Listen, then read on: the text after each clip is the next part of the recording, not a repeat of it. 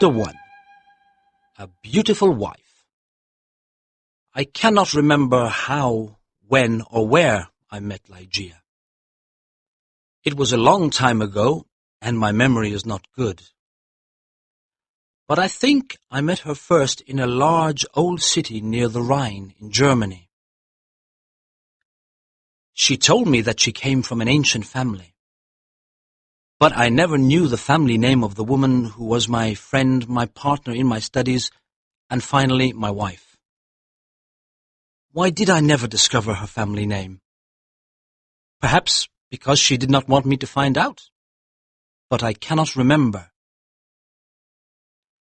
I remember one thing very well. Ligeia was tall and slim. Later, at the end, she became very thin. How can I describe her quiet, aristocratic movements or the strange softness of her footsteps? If she came into my office, I only knew she was there when I heard her voice, or when she put her white hand on my shoulder. She had a beautiful face, but it was not a classical kind of beauty. There was something strange about it. I have often tried to understand it. Was it her pure white skin or her thick black hair? I looked at her long, delicate nose many times. It was perfect. I looked at her sweet mouth. How soft and red it was. And when she smiled, her teeth were white. Then I looked into her eyes. They were much bigger than normal eyes. Sometimes, when she was excited, they looked like a deer's eyes. They were black with long black eyelashes and black eyebrows. But as I looked into them, I realized that they had a strange expression. I thought about it for many hours, sometimes all night. What was the expression in those eyes? I wanted to know. Many times I thought I almost had the answer, but then it was gone. Ligeia was very determined. She was always calm and quiet, but her determination showed in her eyes. It shone like a terrible energy, and sometimes it frightened me. Ligeia was very clever. She was excellent at Latin and Greek, and she knew many other languages perfectly. She never made a mistake. She was also a student of science and mathematics. When we were first married, I often asked her for help with my studies, and we worked together. But after she died, I was alone. Without her, I was like a child in the dark. When she first became ill, she did not come to help me as often as before. She lost weight, and her skin became pale and transparent. When I saw that she was dying, I felt desperate. Ligeia resisted death with all her energy. She was determined to live. I watched in agony as she fought for life. I knew she loved me, but I only understood how much she loved me now that she was dying. She held my hands and said that she was devoted to me. I cannot talk about it now, but let me say that her love for me was part of her determination to live. On the night she died, she suddenly got out of bed and cried, "Oh God, must I die? Must I lose my fight with death? No, I can't die like this." But my dear Ligeia died. I was so sad I could not stay in the old city by the Rhine. For a few months, I travelled around. Then I bought an old abbey in an isolated part of England. This dark, sad place expressed my feelings of loneliness. But I decorated it with beautifully colored curtains, carpets, and ornaments. I said to myself, perhaps the bright colors will make me feel happier. Unfortunately, they did not. I began to drink too much. But I do not want to speak about that time of my life. I will only say that one day I married Lady Rowena Trevanion of Tremaine. My new wife had blonde hair and blue eyes. She was very different from my first wife. But how could I ever forget Ligeia? Chapter 2. A Fight with Death. I took Lady Rowena back to a room high up in the tower of the Abbey, where we lived for the first month of our marriage. The room was very large, with an enormous window made of glass from Venice. The ceiling was high, like a church, and in the centre there was a big gold chandelier. There were sofas from the east and an Indian bed. On the walls were long tapestries, like carpets, with designs made of gold. The tapestries moved every time the wind blew. My wife was afraid of me because I was often sad and depressed. She did not love me much and stayed away from me, but I preferred this.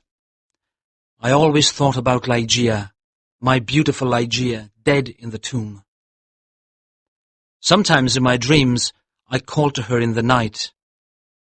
I imagined that perhaps my love for her could bring her back to me. At the beginning of the second month, Lady Rowena became ill. She did not sleep very well, and told me she could hear sounds and movements in the tower. "You have a fever," I said.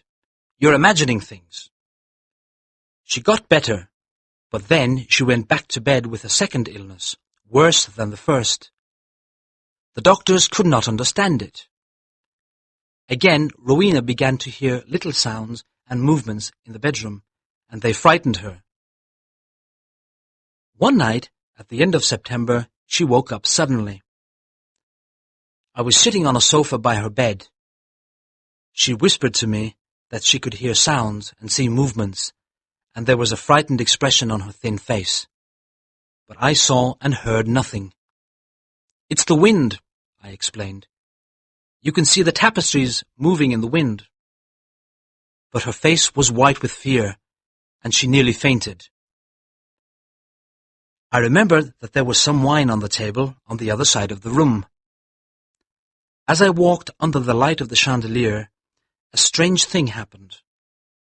I felt something invisible pass me, and on the carpet I saw a shadow, almost the shadow of a shadow. I decided to say nothing to Rowena. I poured out a glass of wine and gave it to her. Then I sat on the sofa and watched her. After some moments, I heard very quiet footsteps on the carpet coming towards the bed. A second later, as Rowena was about to drink the wine, I saw, or perhaps I dreamed that I saw, 3 or 4 large drops of a bright red liquid fall into the glass. Rowena did not see it. She drank the wine, and I said nothing because I thought it was only my imagination. After this, Rowena's health got much worse, and on the third night she died. Her servants prepared her for the tomb, then covered her with a sheet. The next night, I sat alone with her body in the bedroom. Strange forms and shadows moved around me. I looked nervously into the dark corners at the moving tapestries, and I felt frightened. Then I looked at the carpet under the chandelier. There was no shadow there, and I felt better. When I looked at Rowena on the bed, sad memories of Ligeia, the only woman I ever loved, came back to me. It was perhaps around midnight when I heard a sound. It was quiet but clear, and it woke me from my dreams. I thought it came from the bed. I listened in terror, but I did not hear it again. I looked carefully at Rowena for any sign of life. She was not moving, but I continued to look at her. Minutes passed. Then I noticed a little colour in Rowena's face.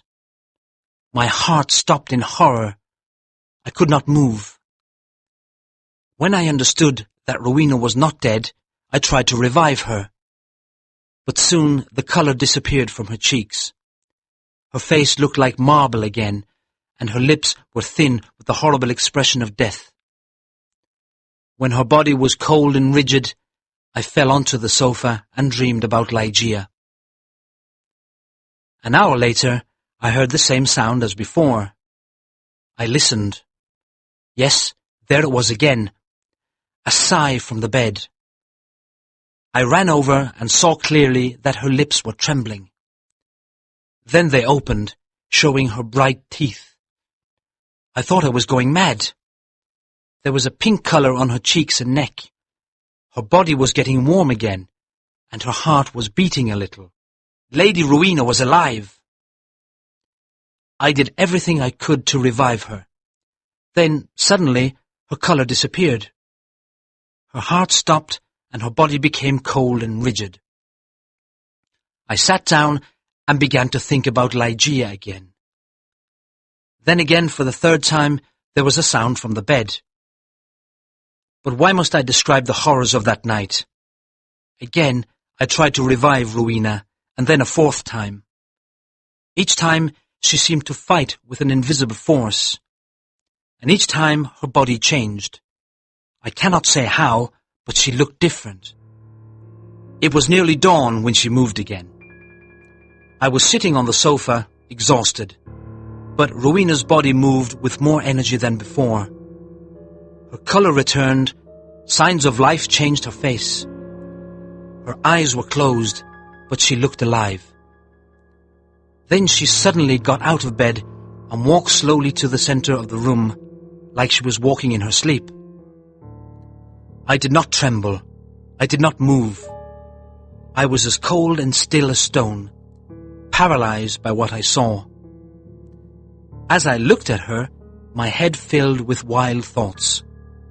Was Rowena really alive?